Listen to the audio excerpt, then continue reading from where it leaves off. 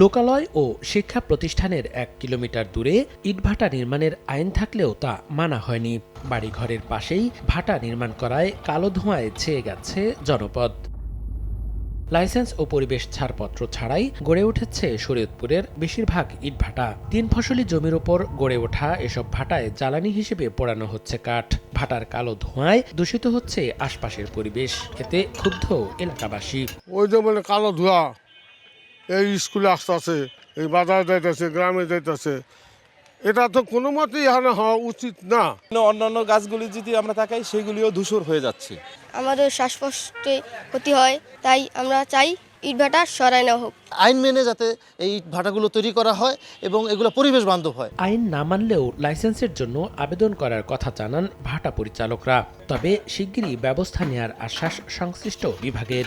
23-24 brickfield বন্ধ ছিল, তো 24-25-এ আমরা এই অর্থ বছরে আমরা ব্রিকফিল্ড চালু করছি। সেই ক্ষেত্রে আমরা পরিবেশ ছাড়পত্র পাওয়ার জন্য অ্যাপ্লাই করছি।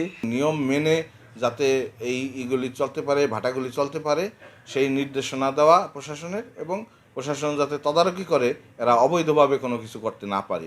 আমরা অবৈধ ইটভাটার তালিকা ইতিমধ্যে জেলা প্রশাসনকে দিয়েছি, তারা আইনগত ব্যবস্থা নেবেন বলে জানিয়েছেন। সবকিছু পর্যালোচনা করে যেগুলো অবৈধ ইটভাটা আমাদের শরীয়তপুর জেলায় রয়েছে, আমরা সেগুলোর বিরুদ্ধে অলরেডি আমরা শাস্তিমূলক ব্যবস্থা নিচ্ছি, এবং বাকি যেগুলো আছে অবৈধ যেগুলো রয়েছে সবগুলোর বিরুদ্ধে আমরা পর্যায়ক্রমে অভিযান চালাবো। শরীয়তপুরে মোট ৫৫টি ইটভাটার মধ্যে ২২টি বন্ধ। বর্তমানে চলমান ৩৩টি ভাটার মধ্যে বৈধতা রয়েছে মাত্র ১০টির। সময় সংবাদ, শরীয়তপুর।